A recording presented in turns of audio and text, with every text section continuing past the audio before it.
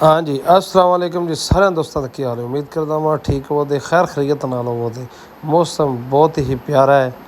वेंदे हो माशाअल्लाह हवा चलदी पई। सुबह सुबह ही ना साडे कोल बड़ा ही बद्दल आ गया ते लगदा इंज है जी जिवें बिल्कुल हुणी बारिश जिहड़ी है ना वसन लगी है। ते असी यार अकड़दे पे धार ते मौसम हनेरी वेंदे हो दरख्त किवें हिलदे पे ने। लेकिन वजह की है असा इंज समझा बिल्कुल जल्दी जल्दी धार कढ़ लीए तो बारिश आउण लगी है। मौसम बनन लगा खुशगवार लेकिन बदल जड़े ना फुल बाई फुल उत्ते सन। ठीक है, लेकिन बारिश के चांस जड़े ना ज़्यादा सन।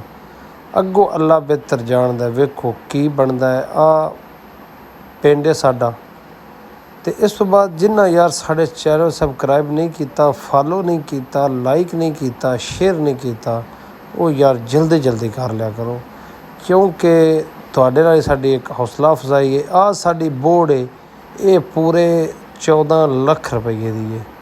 तुस आखना है ये बोर्ड 14 लाख रुपये की किवें में? ये तो एक तुसा डंडा छोटा सारा वड़ के लाया है जिहड़ा जम गया। इस दी अपडेट फिर तुहानूं मैं कदी देआंगा क्योंकि ये वाकया ही बोर्ड जिहड़ी है ना 14 लाख रुपये की है। अगर ना होवे डंडा सन 14 लाख रुपये का मिलिया तुसी सोच सको दे कि वाकई ये 14 लाख रुपये की है। ठीक है, तो माशाअल्लाह असी हुण अपना जिहड़ा ना पट्ठे लैण चले हाँ ते पट्ठे लियाने ने अज इत्थे डेरे दे नालों खोती रेहड़ी ते अगे असीं लैके आउने हाँ ट्रैक्टर दे उत्ते दूरों ते अज असां लैके आउने ने खोती रेहड़ी ते। आ कुछ साडे दरवाजे दा बूहे वाली मुंजी है जिहड़ी पिछे जी लगी है आ होए। उस तो बाद आ साडी पट्ठे असी लद लैन तकरीबन खोती शोती फिट। टाइम हो गया 9:26 वेंदे पे हो तो असी अज लेट हो गए यकदम बाद या बारिश भी को नहीं हुई लेकिन गर्मी भी इंतहा जिहड़ी है ना वो वध गई है। गर्मी वध क्यों गई है? यकदम हर शै रुकी है ना, हवा भी रुक गई है, बारिश भी नहीं हुई तो गर्मी की जिहड़ी है इंतहा ज़्यादा हो गई है।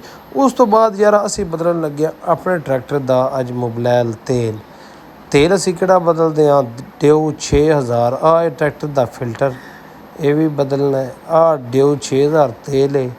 ठीक है, ये भी अज असा अपने ट्रैक्टर का बदलन लगे हाँ तेल क्योंकि मुनियां लाण लग्या बदलिया सी। मुनियां दे विच मुनियां लग गई कोई 100 जमीन वाह को अगा पिछा करना होंदा है तो इस वजह तो आ मोबलैल बदलन लग्या। साडा रड़ है जिहड़ा ट्रैक्टर दे विचों निकलिया आ सफाई सफूई करके ठीक है आ हुण असीं पाउण लगे हाँ फिल्टर मोबलैल। लेकिन लियाउणा गार्ड वालियां दा सी वो अज मिलिया नहीं वणिकियां तो फिर आ दूसरा पता नहीं हुण किहड़ी कंपनी दा है तो वो लै आंदा वो हुण असीं पाउण लगे हाँ तो आ वेंदे हो पता नहीं हुण किहड़ी कंपनी है। इनका फिल्टर 240 का लगता भी थल्ले वे तो ट्रैक्टर का तेल टाइम सिर बदलते रहिए ना तो फिर कम रहिंदा है। यस, अगर तेल टाइम सिर ही ना बदलीए तो मोर ट्रैक्टर का इंजन जिहड़ा नहीं वो कमज़ोर हो जाता है। वजह ये कि अपना काम जिहड़ा ट्रैक्टर का अपने जिमें बंदा अपना तेल पानी पूरा रखता है, त्रे लगे पानी पी लेंदा, भुख लगे रोटी खा लेंदा, इस तरह ट्रैक्टर का भी इहो ही काम है। इनका मोबलैल पानी पूरा रखना चाहिए। आ वेंदे मोबलैल की नवीं कैन 0 मीटर आए दे नाल उत्तों सील खोल छड़ी है तो आ पाउण लग्या ट्रैक्टर दे विच। जिहड़े अगे ट्रैक्टरां दा तेल बदलते रहंदे ने या जिहड़े ड्राइवर हज़रात नूं उन्हां ते ज़रूर पता होवेगा कि ट्रैक्टर का तेल इत्थों पाउंदा है निकलदा कित्थों वे, ये सारा उन्हां नूं पता है। लेकिन असी साडी एक वीडियो बनाने का मकसद ये कि असी तुहानूं दसदे पे हाँ जिन्हां नहीं पता कि वो भी वेख लवो। ठीक है, ये ज़रूर इहदियां गल्लां ज़हन रखिया करो। अस्सलाम वालेकुम।